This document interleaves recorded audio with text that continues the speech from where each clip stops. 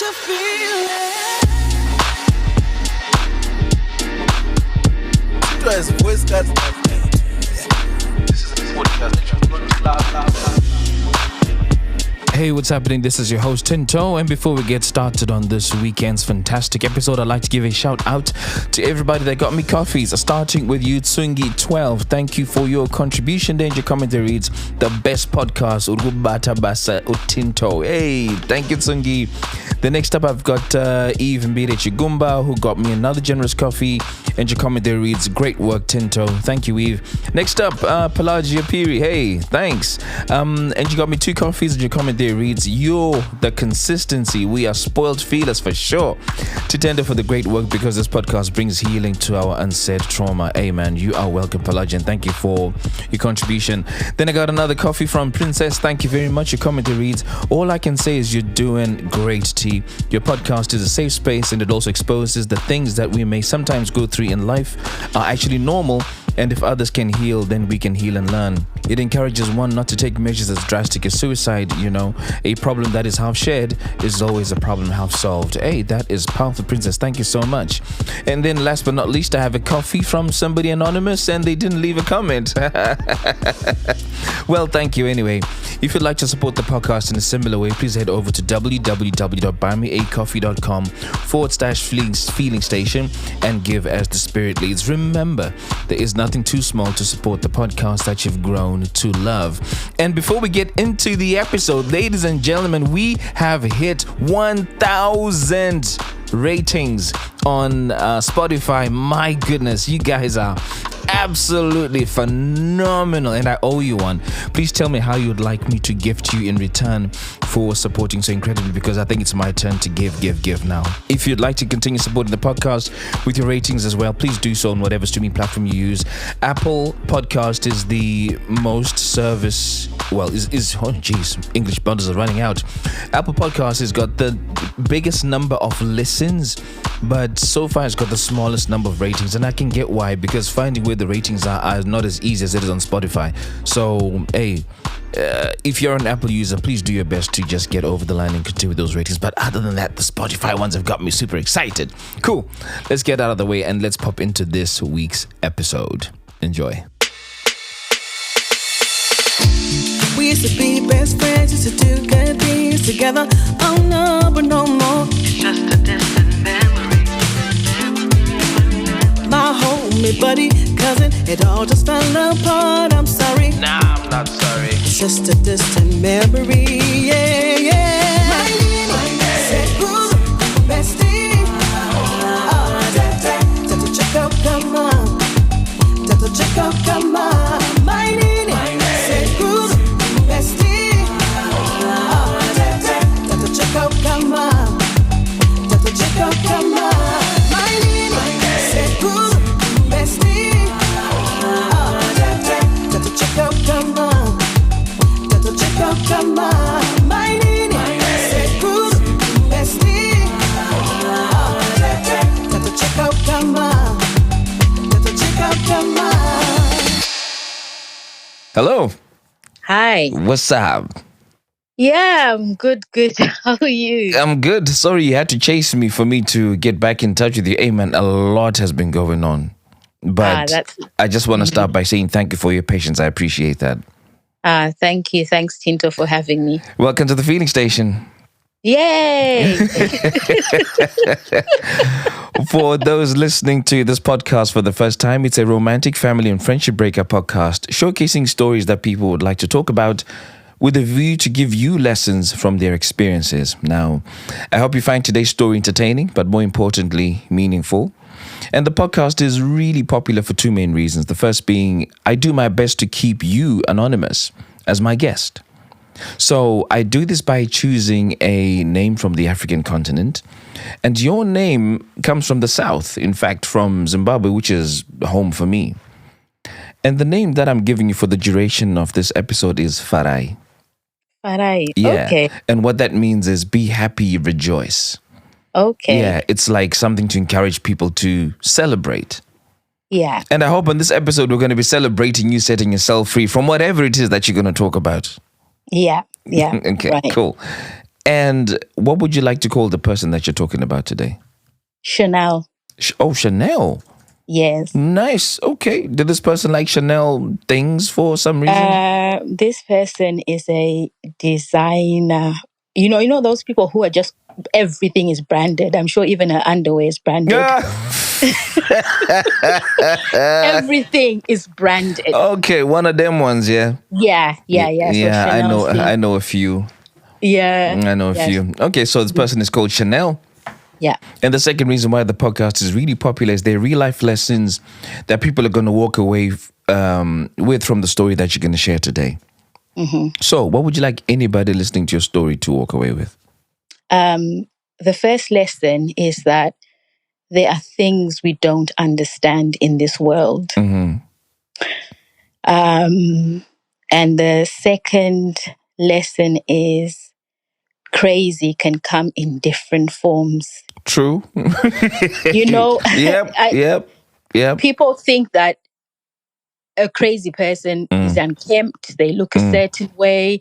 You think of the crazies we used to see back home. I'm sorry about using that term. Yeah, no, I get it. No, and it's a certain image you have. You don't realize that someone sitting next to you right now could be in a mental health crisis. Absolutely. Yeah. And the third lesson is don't let your search or hunger for God and quest for answers lead you down a dangerous path. I think that happens very easily, doesn't it? Yeah. Because it the quest for knowledge for some reason can either lead you to an extreme or can lead you to a balanced position, and it almost feels like there's no halfway house. Yeah. So yeah, I get you're I get how you can describe that. You got a fourth lesson? Yes, the fourth one is always have a spirit of discernment about you. So don't let your guard down. That's going to be very interesting because the spirit of discernment, I don't know if it comes naturally to people. For some people, it's known as a gift, the gift of discernment. Yeah. And gifts aren't really given to everybody. So you got people who have the gift of prophecy. Some people have the gift of healing. And it's not everybody who's a doctor. It's not everybody who can see into the spirit world. It is, but then you always have that quiet voice that speaks to you when something's not right. You know, or what other people tend to call their conscience. Yeah. You know, I think to me anyway, I think it's more or less the same thing. Mm-hmm. Yeah. Okay. Cool. The fifth one is kinfolk are not always kinfolk. Yeah, that's a bit deep for me, bruh. Okay. But what's kinfolk and kinfolk? Okay. So it doesn't mean that if you're the same race as a person, you come from the same background, you're the same faith as a person, it doesn't mean that you're destined to be friends, to have a relationship. Get you now. Get you. Yeah. Just because we're both Zimbabweans and we vibe doesn't mean we're actually going to be cool like that for life. Yes. Okay, cool. Yes. I get that. I didn't want to call out my people, but yeah, that's the one. Well, here it is. Okay, cool. Farai, thank you so much for sharing those lessons. Let's get into your story. I mean, this is yours to steer. Go for it. Yeah. So I met Chanel in September 2023 when her child started school and joined one of my children's classes. Yeah. And I remember looking at her and she was well dressed, she was polished, she had presence about her. And I just thought, I like this woman. I just thought, I was intrigued. And over time, I would be saying morning to her, good morning, and I kept on greeting her. And then with time, I realized that she was Zimbabwean, like me. And that led on to having longer conversations, at school run, and realizing that we had similar interests in common. And then we started to go for coffee dates, maybe once a week or every fortnight, that sort of thing, but they were pretty regular. So with time, I invited my child's birthday came up, and I invited the whole class, which is the standard thing. And they came. They attended my child's party. And the first thing, which looking back now, was a question mark or a red flag. Her child seemed to be upset. She was very, very upset at this party. And I remember taking her to her mom and just saying, your child's upset. And then her mom just sat with her, cuddling her for a bit. And I didn't think anything of it. So just hang on to that first thing I mentioned about her child being upset at this do. Okay. So anyway, at this party, she met my family. She met my mom and my sister, and my daughter, who hadn't yet started school. So anyway, the present that my child was given was a bag of sweets and a voucher from this lady. This is something that I'll come back to later on. Okay. So anyway, after this party, we carried on with the coffee dates. And then one day she asked me if I was okay. She just looked at me and she goes, "Are you okay?" And then I mentioned I hadn't been sleeping well due to my children, sometimes one or both children waking up with night terrors, nightmares, or being unsettled at night. And then she asked, because she was in a hurry that morning, she said, could we have are you free tomorrow to meet up for a coffee date? And I was like, yeah, sure. And then we arranged to meet up. Now, on that morning when I was going to school with the kids, things kept on going wrong that morning. We missed our transport to take us to school. We missed the one after that, and we missed the one after that, and I didn't get them to school until after 9. And But why did you miss all of those so much? it was a strange morning. It was unusual for us. For starters, the kids didn't want to wake up, and then someone threw a tantrum, and then we're leaving. We now can't find bags. There was just something. Right. Things were just going wrong that morning. Mm-hmm. And I kept on communicating with her because the plan was to drop the kids off at school and she'd wait for me by the gate if she got there before me. And then we'd head off to our, wherever Coffee we were date, going yeah. that day. Yeah. Mm-hmm. So I texted her and I was like, we're just running late. I'm so sorry. And I kept her informed. And then when we got there and I dropped off my son, she was laughing. When she started, when I was apologizing, I was like, "Oh, I'm so sorry. Things were going so wrong." And then she started laughing. So anyway, we went about to this place and then we sat down.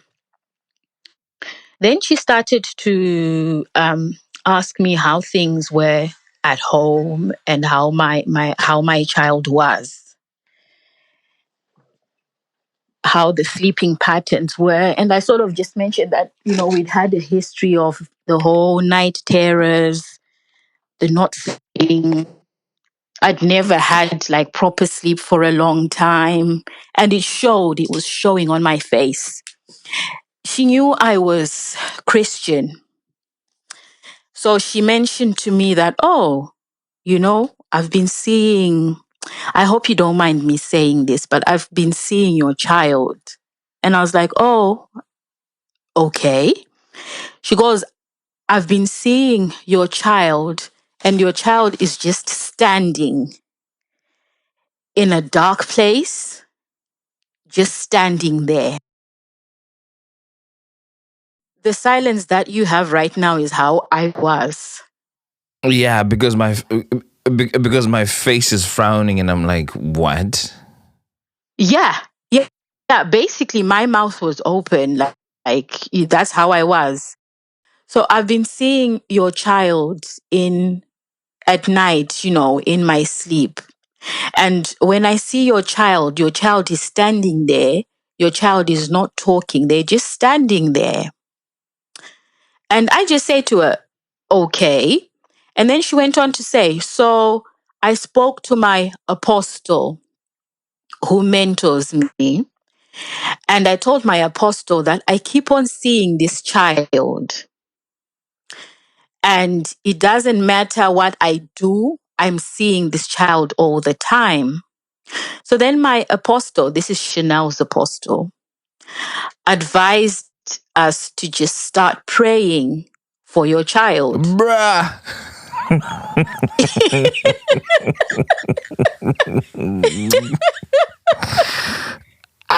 Yeah.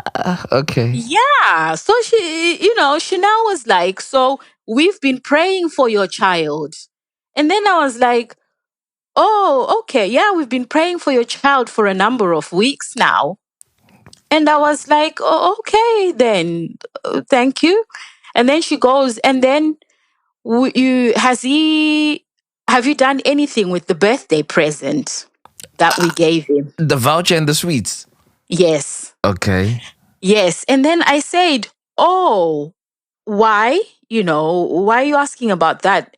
And then she goes, because we blessed the sweets Yeah. and the voucher. This is giving me goosebumps. Yep. We What? blessed.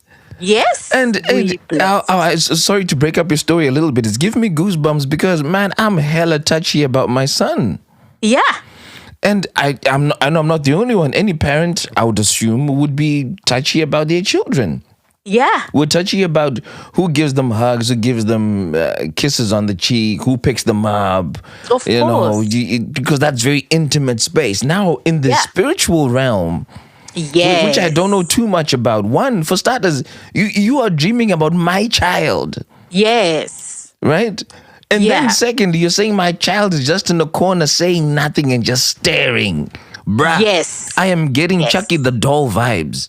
Yes. That's what Chanel said about my I'm son. getting horror vibes. And then on top of that, you go and talk about my child to an apostle who I don't know. Yeah. And then they encourage prayer for my child who you have had no discussion with me about. Yeah. And then you start praying and then you bless and you give the blessing to me and you don't tell me? Mm-hmm. What? Yes. It's like as I was preparing for this and I was just writing my notes down, I'd forgotten about this, but then I had the same reaction that you're having now, like, wait a minute. That wasn't right. Like, what was that? Because, but what had happened with those sweets now, Tinto? Us women, when we're having our period, we have cravings and stuff. Right. So I'd scarfed them. I'd eaten the whole bag. And you didn't give a single one to your child? I did not give a single one to my child. Right. Because this child had a lot of sweets. On the day, anyway. Yeah. Okay. And lots, because some parents would give your child a bag of sweets and something else as a present. Mm. So I was like, hang on, what's one bag? Yeah, okay, yeah. Yeah. So then I mentioned this to her and then I said, oh, Chanel, I ate the sweets, but I've spent the voucher. I've spent, we got something for him, for the child with the voucher. Yeah. And then she was like, oh, no, don't worry. We'll bless another bag of sweets. Bruh. We'll bless another bag of sweets. Now, this is where it starts to get weird now, because Chanel then said, are you open to talking to my apostle? And then I was like, oh, okay. Let's talk to this person who's been praying to for my child for a number of weeks. So we rang apostle. Nah, Farai, hold up a minute. Yeah. Why were you okay doing that? This is hella. I'm trying to think the best word to think about this. It's weird. It's extremely uncomfortable. Are you missing some detail you've told me about your reaction to this? Because you're too calm. No, it's because I've had time to process this. It's because this is not the craziest thing I'm going to tell you. Yeah. Yeah, it's pretty mild compared to what I have. Okay, so in the mild stage, Yeah. You've basically given me the impression that somebody has spoken about dreaming about your child and they've acted Yeah. on it Yeah. and Yeah. brought something to your home. And all you said is, yeah, okay, cool. Let's go and see this apostle.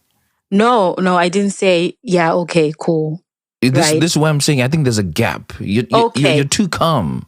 No, I didn't say, okay, cool. I was just there like, I was, like I was buffering at that point. Like my mind was just trying to process the information Right. that Chanel had just told me. But also because being a Christian, I'm used to like receiving a prophetic word or, having someone have a word for you or having someone just say to you, oh, I've been praying about you.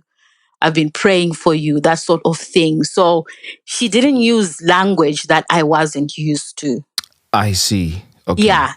That so I can. that Yeah, thanks for highlighting that because I can see why for me this already is a very big problem. yeah. One, speaking about a prophetic word, I don't understand what that is because of the church I grew up in. We don't use expressions like that. Yeah. And then you then going on to say that somebody has a conversation in the spirit and they want to go into, again, very foreign to me. Yeah. Completely unrelatable. So I'm on edge. So, okay, I get that now. Thanks for that clarification. To say Okay. that the language, the semantics were common, you understood. So it didn't raffle you up the way that it has raffled me up already now because the language was the same. No, yeah, the language was Okay, the same. fine. But I understand where you're coming from because I grew up in a denomination like that where religion, and Christianity was completely different to where I'm walking now. Now Okay. I'm walking a Pentecostal path and yeah, it's yeah, like yeah, yeah. completely black and white. Yeah. And I do still struggle with some things. Okay, I get it. Yeah. So Chanel then said to me, would you like to talk to my apostle? You don't have to if you don't want to, but would you like to talk to them? Because when I spoke to Apostle about what I was seeing, Apostle said to me, I could not approach you with this because we didn't have a relationship at that stage. So I was just waiting until you gave me an opening, which you have done today. What? Are you still with me? Yeah, but what do you mean we had no relationship? You had a relationship because you're going for coffees regularly. So you did have a relationship. What? Yeah. But what does that mean? So I hadn't yet told her that anything I hadn't yet mentioned any concerns or anything along the lines of, oh, the kids are not sleeping, or this is an issue, that sort of thing, or I'm always tired because I'm not getting enough sleep at night, You get me? Okay, so the relationship was Yes. now you just opening up to say that you've got short nights. Yeah, because the kids are up and then I'm having to take people back to bed again and settle everyone down and they're talking about nightmares and all sorts of things. Right. Yeah. So anyway, we rang Apostle. Apostle starts talking to me. Tinto, tell me why this man starts telling me things that I had never ever told anyone. And things that I didn't even know about my family, my lineage. Because this man said to me, the issues that your child is having is because of you, me, Farai, because of you, Farai. You come from a lineage of people where there is X, Y, and Z. I don't really want to go into that because it's not just me, it doesn't just involve me. But then he started talking about all sorts of things, which Apostle said to me, you don't know these things, but if you go right now and ask an elder in your family, they are going to confirm them. I came home. I picked up the phone. I rang my mom, and I was like, "Mom, I just had a weird day today," and I told her everything, and I mentioned all the things this man had told me, and my mom confirmed they were true. Wow. Yeah, I still have goosebumps on my skin, by the way, Yeah. about a lot of what is going on here. But I got an important question to ask. Yes. And I really don't want you to delve into the detail because you said you'd rather not. So stop Yeah. me if you feel you really don't want to. But Okay.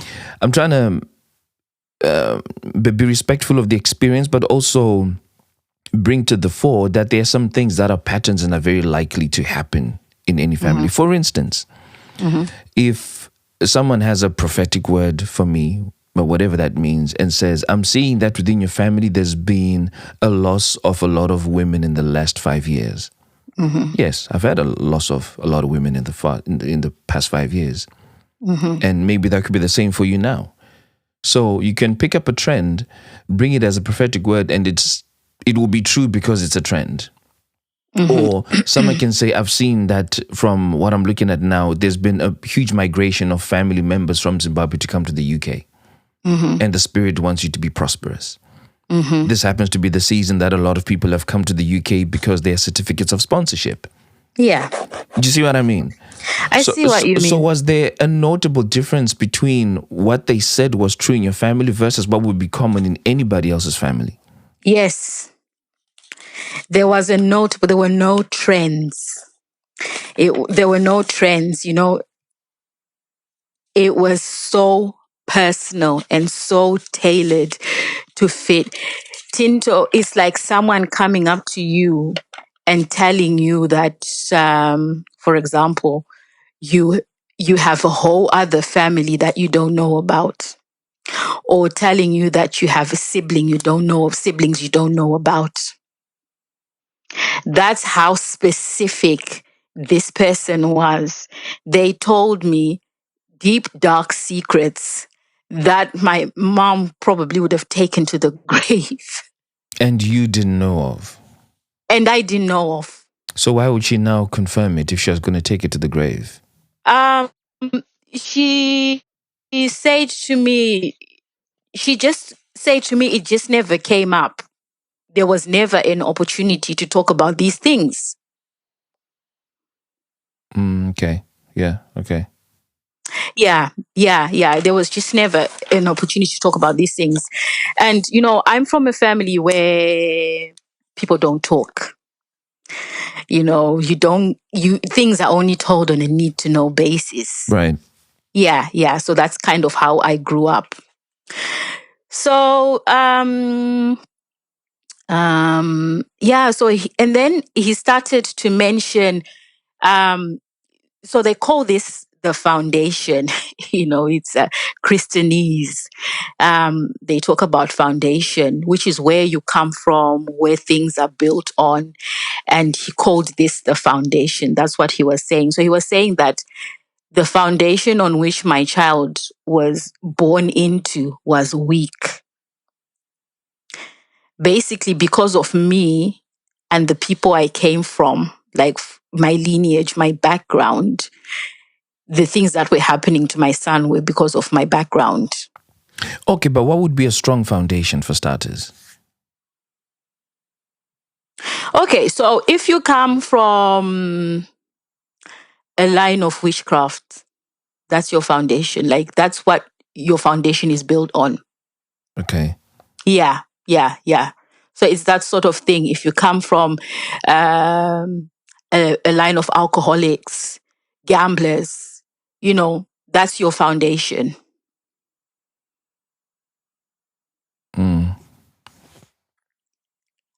You sound confused. No, I'm not confused because Yeah. I'm going to give you a very personal view. Yeah. One of my dad's brothers died because, according to my dad, because he was an alcoholic. Yeah. He was extremely successful in his political career at the time. And being within that space automatically meant that some of your interactions were around people that had a lot of alcohol, whether it was to suppress what was happening during the war or not.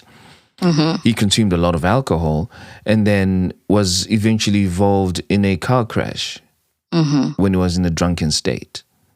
So as far as my father is concerned, and he's never had a sip of alcohol, and he never will. He Yeah. says alcohol automatically means that you're going to die. It's what's going to kill you. And is constantly discouraged any one of us from consuming alcohol, which I get. But for him, it's a weak foundation if you drink alcohol, whether it's 1 glass a year or you're 5 in a week. So for him, that's a weak foundation. However, one of the things that I point out to him and say, a lot of the successful people in the world drink alcohol. And I remember when we had this discussion, I said, look at Barack Obama. He goes for these galas and these balls with his team, and they have wine. But he's a hugely successful man who's doing okay and doesn't appear to be reckless. So for me, when I hear about some of these things that are foundations in quotes, the underlying assumption is that it's going to pass on to people within the family. I acknowledge and I accept that, yes, there are some traits that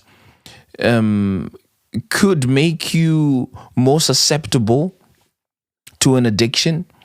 So, just because my uncles enjoyed alcohol, then there's a proclivity for me to be drawn to alcohol. I get that. But I don't think it automatically means that I'm going to absorb the pattern. Yeah. That's why I'm saying, it's not saying I'm discrediting what you're saying, nor am I skeptical, but just looking at my father's view on alcohol, and I consume alcohol. Yeah. I have maybe 1 or 2 glasses a week, but I don't drive in a drunken state. So I'm never going to have a car crash after having alcohol like what happened to my uncle. So it automatically starts dispelling the foundation that my dad has, that alcohol will kill you. Yeah. Which is why when you're talking about what foundations are, I get it, because they are generational curses and I don't want to ignore that. Yes. And I want you to bring it to the fore. So I guess all I'm saying is don't mistake my silence for suspicion or not belief in what you're saying. It's just an internal conflict I'm having whilst I'm listening to your story. And I'll try and not let that interfere with what you're saying, because you're speaking about your reality. Yeah, no, Yeah. no, that's right. No, I do understand where you're coming from, and I get everything that you're Yeah. saying.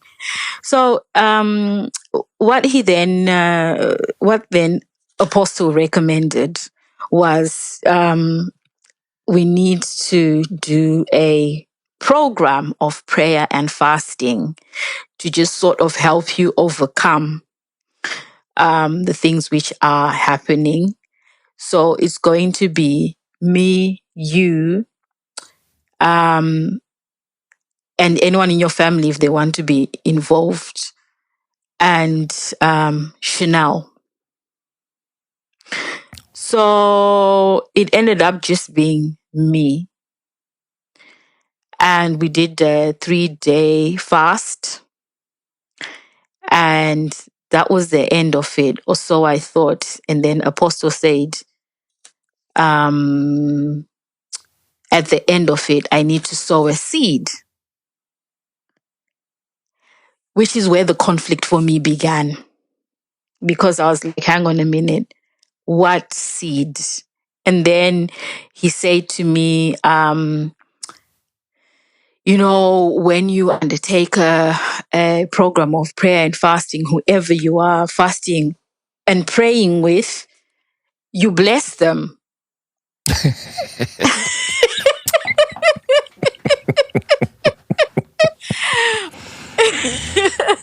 Okay. You bless them.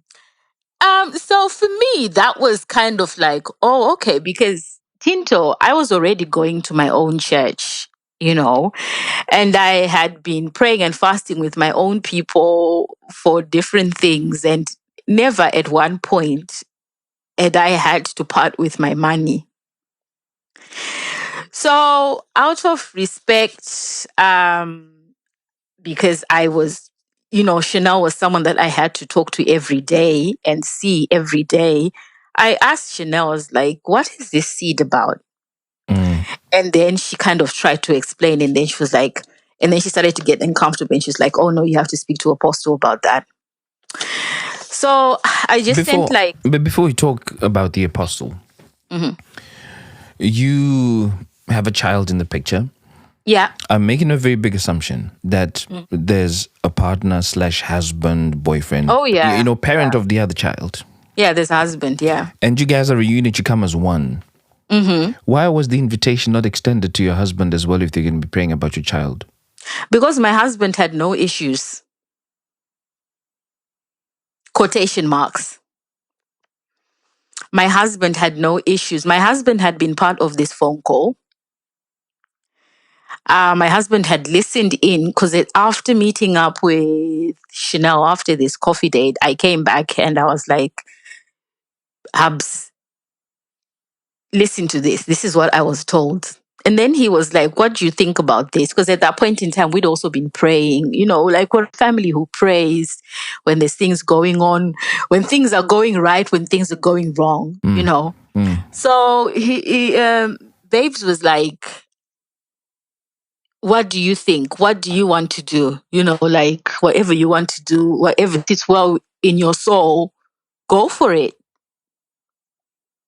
So he wasn't aware. He wasn't unaware of what was going on. I just wasn't doing this on my own.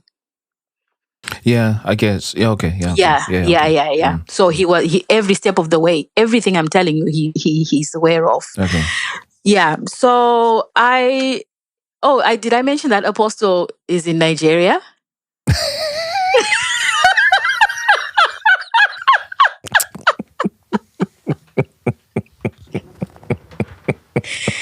Yeah.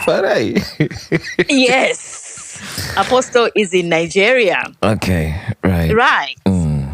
So then I started to ask Chanel. I said to Chanel, Apostle, what church does Apostle go to? Do they have like online services so I can watch online, like follow online, because every church nowadays, most of them have online services. And then she was like, oh no, they're not set up like that. And I was like, okay, no problem. So daily, every now and again, they would check up and find out how we're doing. Are the kids sleeping better? Is the family doing better? Meanwhile, in my day-to-day with Chanel, I started to realize something about Chanel. Chanel had a problem with everyone. Right. They were either Freemasons, they were either witches, or they either dabbled in the occult. Right. So you'd be standing in the, waiting to pick up the kids, and then she'd be just like, that one there is a witch. And then I'd just be like, okay, that one there is a Freemason. Right. Okay. Yeah. Then she's pointing out different people. And I was the sort of person I talked to everyone. I used to talk to everyone. I don't do that anymore. But at that stage, I was talking to all the moms and dads. And it just used to bother me. Like, how come all these people, there's something going on with them, But nothing is going on with you. Yeah, yeah. As a person, Chanel, you seem to be all right. You see everybody else's problem, but not. You got nothing wrong. Yes, you'd be walking with Chanel, wherever you're walking, and she would see symbols in everything. An innocent symbol would be explained away as the occult. Wow. An innocent symbol would be explained away as an altar. I remember when they were doing the Free Gaza protests and everything, and people were camping out in tents as a protest. We walked past one of those camp houses, and she was like, they are doing their dabblings and jujus in there. It's not what it seems.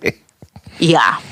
Yeah. Okay. It's not what it seems, and she always walked around with like a fistful of salt, and she would be sprinkling it as you walk past. And, I even came home and I was like to my other half, I think there's something not quite right here with this person. And then with time, she just mentioned in passing that they were trying for baby number 2. She just, out of nowhere one day, she just said, oh, yeah, I'm trying for another baby.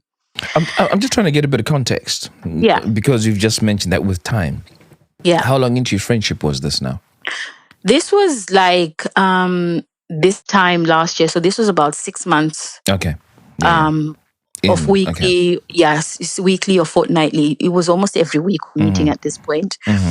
And then she just mentioned that they were trying for baby number 2. So I just say to her, I asked her, I was like, I've never seen your husband coming to do school pickup. Does your husband work away? Is he a shift worker? And then But why sorry. did you want to know that? No, because I was starting to get question marks. So what would asking about him have helped anything? Because your question mark was with her. Yeah, because she was the one who did school run, right? Mm-hmm. Twice a day, even when she was unwell, she used to do school run. And she was always rushing here, there, and everywhere.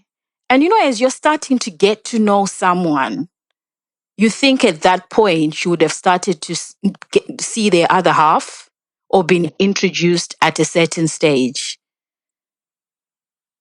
I guess I'm asking that question Yeah. because if you haven't seen him, then maybe don't ask. And if she doesn't talk, she doesn't want you to know.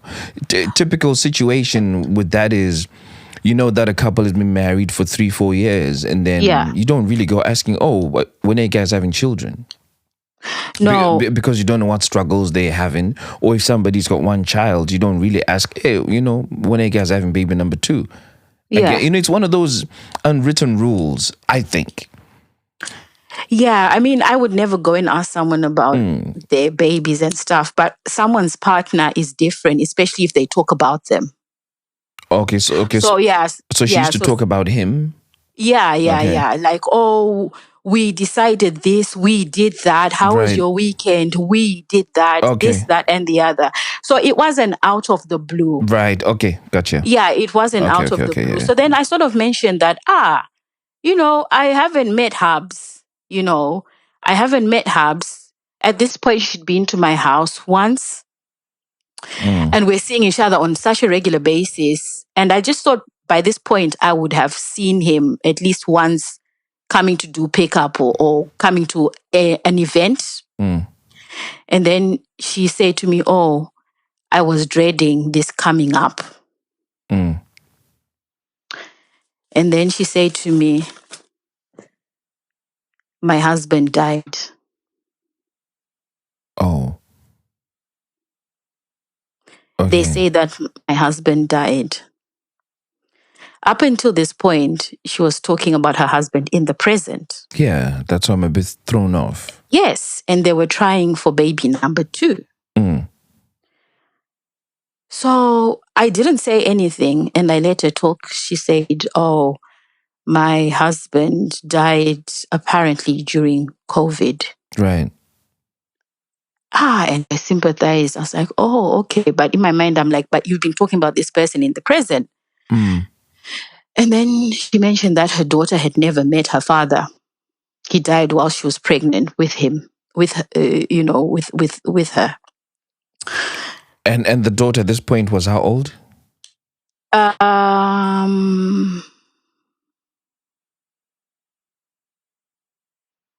6.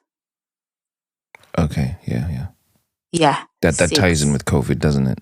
Yeah. That would that ties in with COVID. So 6. And then she said to me that they told me that he was dead, but I don't believe them. Them being the doctors? The doctors, yeah. Yeah. I don't believe them. I don't believe them. And they tried to release the body to burial for burial. And I refused because that's not my husband. They lied to me that my husband died. Bruh. Okay. My husband is in a secret facility somewhere having tests done on him. Yeah. Mm. Right? This comes back to the whole mental health issue I mentioned previously. Mm-hmm. She said the health facility tend to move people from site to site doing tests on them. We're now going into conspiracy theories. And they tell their families that they are dead, and they release bodies of a similar build and description to the deceased to fob the families off. And I said to her, I was like, who? She said, I didn't even ask anything. She just said, so they wrote me to tell me that they'd given him a burial somewhere. And when I was ready to, because I hadn't claimed him, and when I was ready, they would let me know where he was, but that's not my husband. Okay. And then she went on to say, whatever they do to my husband, it manifests in my child. So my child just gets sick, or she'll get bruises and things on her. Because she'd had a period of time where they hadn't been in for 2 weeks. And then she said, yeah, they had been doing the worst to my husband then, and it was coming out in my child. Right. Now, for me, that was the day where I'd been uneasy, Tinto.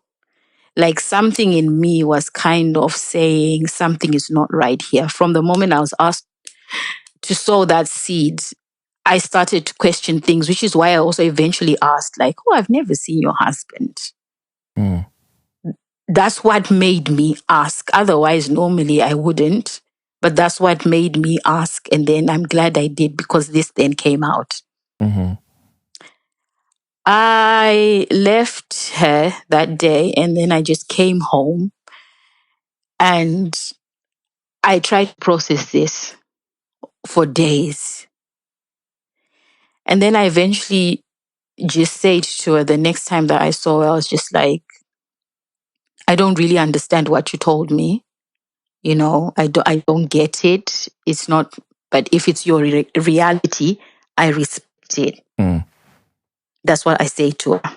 And then she was like, yeah, it's kind of hard for me to talk about because people don't get it. Mm.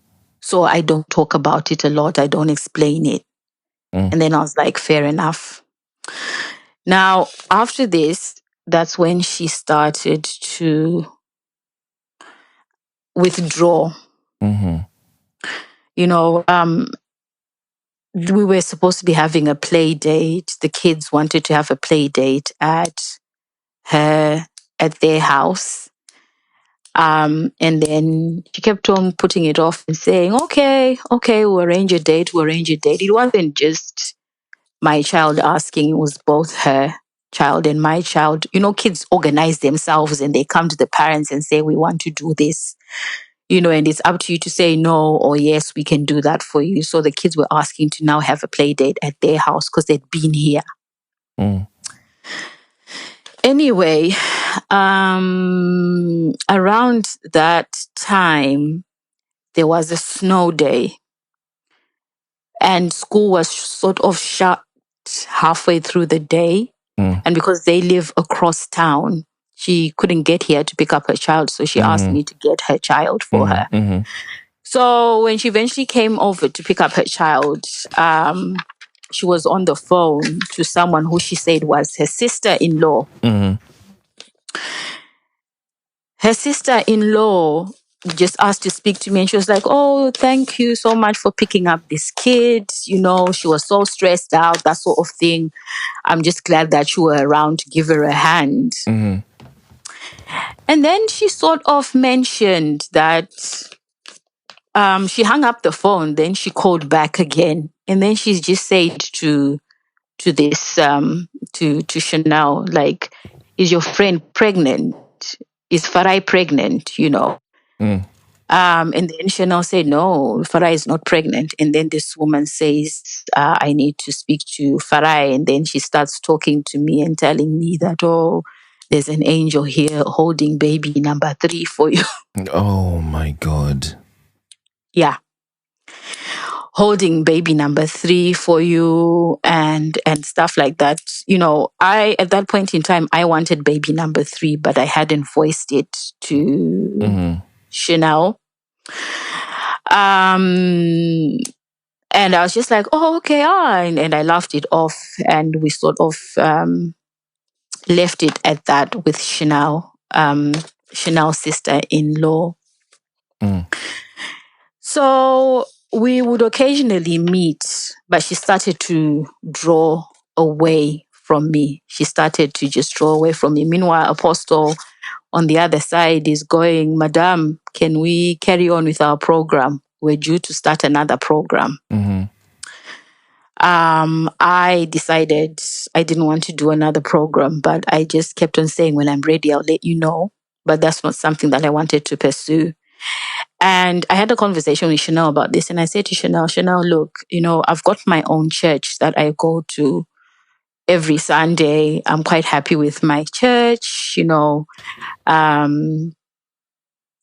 I don't want to leave that church, and it's not going to happen. And she was like, yeah, no, sure. I respect that. And we left it at that. So this was now going into July, summer last year. And then we organized to meet up over the summer holidays. I remember I texted her a couple of times and she never responded to me, but I didn't think anything of it because people are busy during the holiday. So it didn't bother me that much. Yeah. Now, when we came back in September last year, she was stone cold. I started to notice that she was really, really, really cold towards me. I would still say morning to her. I would greet her and she would reply. She was polite about it. And I remember there was a time when I tried to have a conversation with her about the summer holiday, and then she was very evasive, and I just realized she just didn't want to engage with me anymore on that level. And I started to notice that she had other projects, she had other people she was now working on. So while she was no longer with me, she was now buddy with a couple more people. Yeah. She'd moved on to the next target, the next victim. Yes. Yes. And then at the same time, those other school moms who I used to be cordial with completely stopped talking to me. They started to ignore me. Out of the blue. Out of the blue. Without them giving you a reason why, or at least giving you some wind to say, hey man, this is what is happening? Yeah, nothing. Right. Nothing. I went to a birthday party and I walked in and I smiled and I waved and no one talked to me. Bruh. Absolutely no one engaged with me, which until that point, people had been engaging with me, And then anyway, so Chanel was no longer talking to me. She'd moved on to another person. And then eventually she stopped responding to me when I greeted her. She stopped responding to my child because my child would go, morning, auntie. And she stopped completely. She started blanking him out. Now, I stopped. After a while, I was just like, this person doesn't want to talk to me anymore. And that's fine, if I didn't want to have anything to do with her because of the weirdness that had transpired previously, I was still going to be polite because this is a person I have to see every day. This is a person I have to see every day. This is a person who, when there's events, her child is in my child's class, so there's no getting away from them. So eventually there was another children's party that we went to, and we got there that day. And when it was time for the kids to eat, there was no space left for my two, except next to her child. And my heart sank, Tinto, when I looked into this room and I saw her, because I just knew that trouble was brewing. So my one child sat on the one side, the other one sat on the other side, hers was in the middle. And then, you start to serve up your children, giving them food. And I was wearing my crossbody bag across my chest. As I was leaning forward to dished up for my one child on the other side. I moved on to the other one. I noticed Chanel was holding her child's face. in a passive aggressive way, like she was holding a child's face and I was next to them. So I dished up for my child and I finished. And then I just sort of turned around and I just said to her, is everything okay? You know? And then she goes, "You're hitting my child." You are hitting my child. Yes, you are hitting my child. Like right now. Yeah. You are hitting my Really? child. She said, "You're hitting my child in the face." And then when I was about to apologize, Mm-hmm. she said, "It's on purpose. Mm-hmm.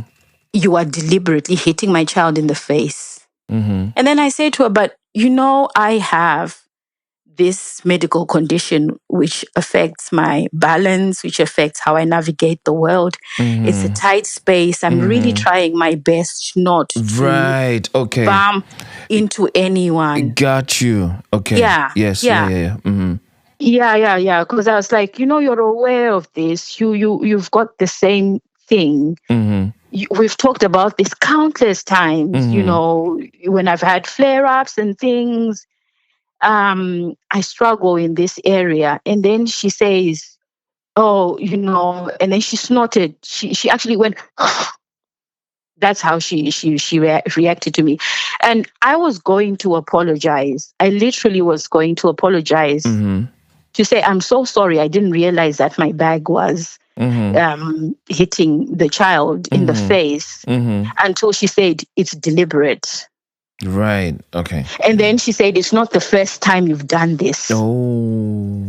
And then I said, when else did I do this? Because as far as I knew, I hadn't been in contact with the child for a long time. And then she said, "Oh, at the Christmas fair, at the school Christmas fair, you walked into my child and you carried on walking." And then I'm like, I wasn't aware, like if I'd been made aware of something, I would have apologized. And usually if I bump into people as a result of this thing, I apologize. Or before I even apologize to anyone, when someone looks at me, you can tell that I'm disabled and I've done this not on purpose, but because of whatever it is I have. Yeah. So it tends to diffuse a lot of things before they get any further. And for someone who'd had a relationship with me, it was out of the blue, like this reaction towards me of, "You are doing it on purpose." So then she said, "This is not, and it's not just this. You know what else you've done." Tinto, I had no idea what else I'd done besides hitting her child twice on purpose. I don't know what else I was supposed to have done. And I kept on trying to ask, and I was like, "Do you want to step out so we can talk properly? Because I just can't get my head around this." She goes, "No, I don't want to talk to you. This is not the place to talk." Yeah, "This is not the place to talk, and no, I'm not going to talk to you." And then I just said, "Well, what kind of a person do you think I am that would harm another person's child, even if I had a problem with the parent?" And then she goes, "A person like you would do that sort of thing." Yeah. Like this is now very personal. It's in your face. Yeah. Somebody like Yeah. you. Yes, somebody like you. So I'm now in a room where we're the only two Black women. Right. We are having a disagreement. This is at an event. There's other parents. People are now starting to notice. I just walked away and I rang my husband. And I told my husband what was going on. And he was so surprised because this was someone he respected him. We used to call him we used to call Chanel Cici, which in our language is sister. But where was the respect for her stemming from? But why did he respect her like that? We all, sister in Christ, Cici, sister in the community. Like, in community, I call people Cici, I call people Budi, like Tinto, I would call you Budi Right. Tinto, like if you were someone I'm in contact with on a daily basis and someone I have a relationship with, it's just out of respect, Yeah. So, like Habs would call her Cici, like he does that with my friends who call them sister and that sort of thing. So, I called him and I was like, can you just help me calm down here? Can you just help me diffuse this? Because I'm so confused with what's going on. Mm. And I walked away. And when I came off the phone with him, Tinto, I almost collapsed. Mm. The way she had attacked me, I thought she was going to physically start throwing hands. Mm. You know, and I went into like full panic mode. Like I could not breathe properly. I was sweating, and I just sat down in the nearest chair. And one of the other African brothers in one of the other African parents in the class saw what happened, and he saw me coming off the phone. And so he was like, "Did you get bad news?" Because he thought I'd had bad news off the phone, because that's how bad my reaction was. Mm. It knocked me out for 6. Mm. And then can I call someone? Can I do something for you? I just said to him, can you please just get me some water? Mm. And I had some water just to calm myself down. I didn't want to pass out or anything. I felt like I was going to, and I've never ever felt like that. And in my mind, I kept on telling myself that you cannot pass out. Nothing can happen to you in this place, because knowing this person, she would say, "Dadzinga demoni rangariri popanapa," Yeah, like, meaning that I got rid of the demon that was here. yeah, yes, yes. I knew that this is where this person would go. Mm-hmm. That's what she would straight away start saying. So the party finished. My husband ended, this other dad ended up dropping us off at home, because he was like, you look awful. I'm so worried about you. We were going to catch public transport to get home. He was like, no, I don't want you taking the public transport with 2 kids looking the way you do. That's how concerned he was. I don't know how bad that was. Because even when I saw him the next week, he was like, oh, you look much better. I was so worried about you on Saturday. Mm-hmm. So they dropped us off here and he went. So then, having spoken to my husband, he called to make sure that I was okay when I got back home. And then he was like, you know what? I've got her number. Let me just talk to her and see what's going on. So he messages her. And then he's like, I'm sorry for texting you, but Farah has just been talking to me and she's mentioned that something, you guys had an altercation this afternoon. And then she now said, I don't really want to talk about it. And then Hams was like, okay, no, that's fine. I respect you. It's just that I was just trying to understand, because this is out of the blue. When Farah explained that you said, mention of hitting the child, I just wanted to let you know that Farah would never hurt a child. Yeah. Never. She might have a problem with you, which I don't know of, but she would never do anything to your child. And then that's when she started talking. There's something wrong with your wife. You don't know your wife. You don't know who you are living with. You need to pray for God to open your eyes, because you don't know what she is. And then he started to say, what do you mean? He goes, you don't know what your wife is. You don't know what she does. Now, when you look at that, Tinto, when you sat down and you talked about it later on, she was basically trying to say that... you're a witch. Yes. Yeah. Yeah. Yeah, that my husband doesn't know who he's sleeping with. That he has been bewitched, because she said, pray that God opens your eyes so that everything will be revealed to you. Yeah. And then my husband just said, you know what? I think this is something that you and I just don't understand what's going on with this woman. Just leave it. And that's how I stopped talking to her. This was 2 months ago. That is a lot. And I think for me, the first thing that really got me worried was how someone can say that your child has been appearing in my dreams and they don't say it in the first instance. if you were starting to build a relationship, as parents, without even trying, we talk about our kids possibly a bit too much. Yeah. I remember before I had my son, I used to just say, this woman I worked with spoke too much about her son. And now that I have one, it's second nature. Yeah. So I would think, at least I would hope, that if I dreamt about somebody's child, one of the first things I would say is, hey, guess what? Weirdly enough, today I dreamt about your son or your daughter. Yeah. And then as a parent, I'm more likely to be like, oh yeah, really? What was that about? Yeah. And then if it was as dodgy as she's described, then the reaction would be, hey, this may sound a bit weird, but, they were just stood in a corner not saying anything. I think I'd be more receptive. I'd be like, yo, either that's weird. I was like, bro, like, what's that about? Yeah. And then to go on and then recommend apostles in a foreign land. Yeah. I don't know, there's power in carrying somebody's name in your mouth. There's a hell of a lot of power. At least I think, and that's been my experience. Based on a weird experience that happened in 2012. So now I don't bring somebody's name in my mouth unless I absolutely need to.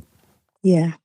So for me, that was the whole red flag, and it already made me extremely uncomfortable.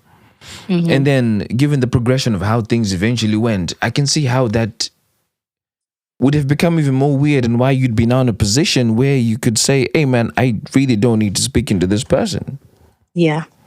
Do you know for a fact whether they do have a real mental health issue, or this is kind of reading in between the lines based on perceived behavior? For me, it's perceived behavior. I mean, I don't want to willy-nilly throw around the mental health diagnosis Yeah. for someone who is undiagnosed. But then my other half works in mental health, ranging from a whole, like he's worked across different spectrums of mental health. And the first time I came home and I mentioned that whole husband issue, that was the first thing he said. He was like, this is sounding a bit unhinged. Like, this is sounding a bit, but it's not for me to say. And then with time, when you start to look back, you realize that there's something going on there, whether it is mental health or it is a bit more than what you can understand, than can be naturally explained. Like, even telling you this right now, I struggled with this because I was I felt uneasy about talking about this, because I still don't understand some of these things that happened.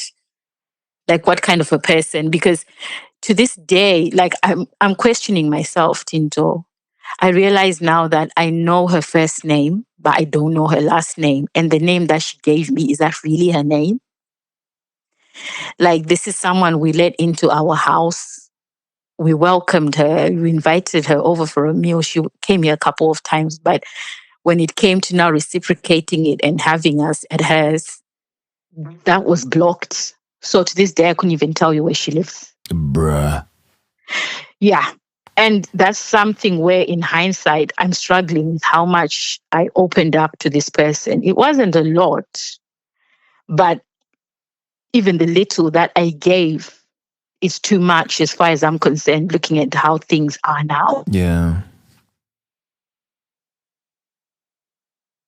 That's really put a lot into perspective. I have a friend of mine who does not let their child have a sleepover unless they've been to the house themselves. Yeah. Because they say, one, it gives me a sense of where my child is very likely going to be, and also it gives me a sense of how potentially my child might be treated in their absence. I don't know how much of that you will see, because every parent will be on their best behavior. But there are some certain cues, I think, that if you feel uncomfortable with, you say no. And I remember saying, you're too strict, man, relax a little bit. But I see how important that is, to have that level of diligence around when and where your child spends time. Yeah. Because you don't know what they're going to be exposed to. In this situation, it sounds like, hey, man, it would have been exposed to a lot. Yeah. Yeah. And I don't know. I guess I'm just glad you're out of it, because this has many levels of discomfort. Yeah. Yeah. No, there's a lot. There's a lot.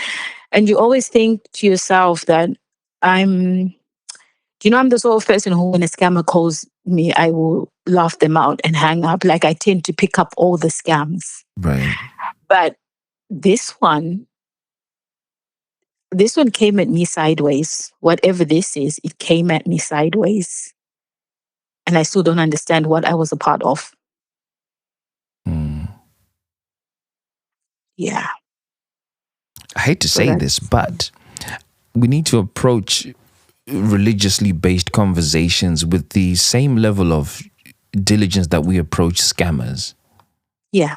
I think that's very important, which is why I think right at the beginning, I felt a bit uncomfortable that you didn't quite question the fact that you're speaking about the apostle. But then, you did say that it's because you are speaking the language.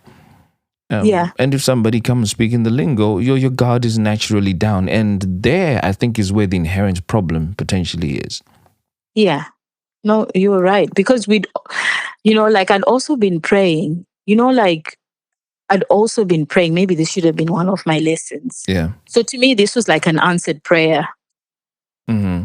We'd also been praying about these issues at hand, like the sleepless nights and everything. Like, oh God, can you help us in this area and what? And then someone comes along and says, oh, I've been, how are you sleeping and stuff like that. And you talk about what's going on and they tell you what's going on their end. I thought, oh, here's my answered prayer. Mm-hmm. I genuinely thought, God, is this you? Mm-hmm. Mm. Just to reaffirm that thing of being stewards of diligence, even within ourselves. Sorry for going all biblical on you on this, but I think somewhere in Timothy, they speak about, studying to show ourselves approved unto God, which is a workman that doesn't need to be ashamed, and rightly dividing the word of truth.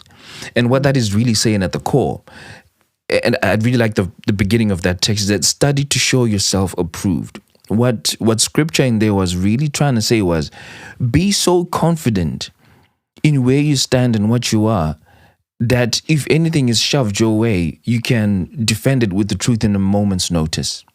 We must know the word of God so much and be so steadfast that we are without wavering, and we don't need to sugarcoat anything. That's what that is saying. This feels to me like, be so diligent even with matters of God, that when something comes that's a bit off, because your radar really started ringing when you were told about sowing a seed. Your radar was already like, nah, something here isn't quite right. And I think if this was a scammer on the phone, you'd have hung up without thinking twice. Yeah. I think that was your cue to hang up without thinking twice. Yes. So I would like to add a little lesson in there to say, when it comes to dealing with religious matters, make sure that you study enough to make yourself assured, which is just saying, be diligent. Because for some reason, the moment that God is introduced into an equation, our guard seems to go down. Yeah. Because you don't question the things of God. But those are the very things we need to question. The Bible even talks about testing the prophets. So Right. that you're not kind of moving sideways. But hey, thanks for that, Farai, man. Hey, this woman worried me, bro. You are welcome. And You're welcome. and I know the difficulty that you had, because we had conversations about this before, talking about this sort of thing. But I can almost guarantee that somebody is very easily walking that very same journey right now, questioning something that they've become uncomfortable with, like sowing a seed, or something within the church realms that they're not 100% confident about, and they just needed this little push over the edge to test it a little bit. Yeah. And there might be somebody who's also dealing with potentially mentally related issues that we can't confidently confirm are part of the story, but there's some indications of, and maybe they don't know what to do, and maybe they might come up and share that experience. So thank you for gathering the guts to actually talk about this so open and so candidly.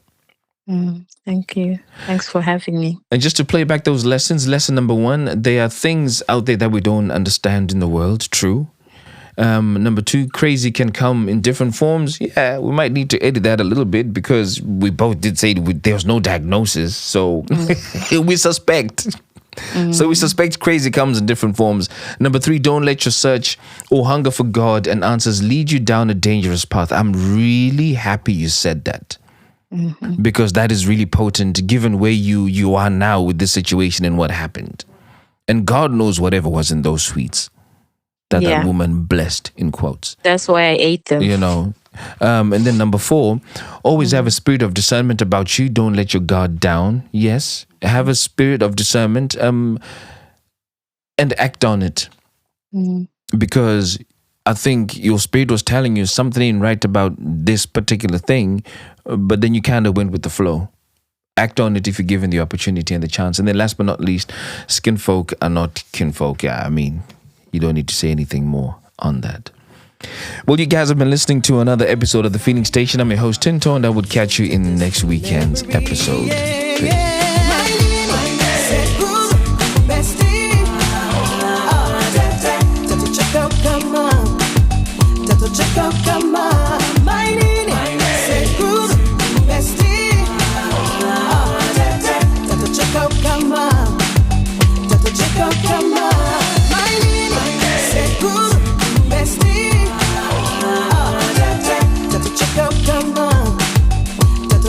Come on.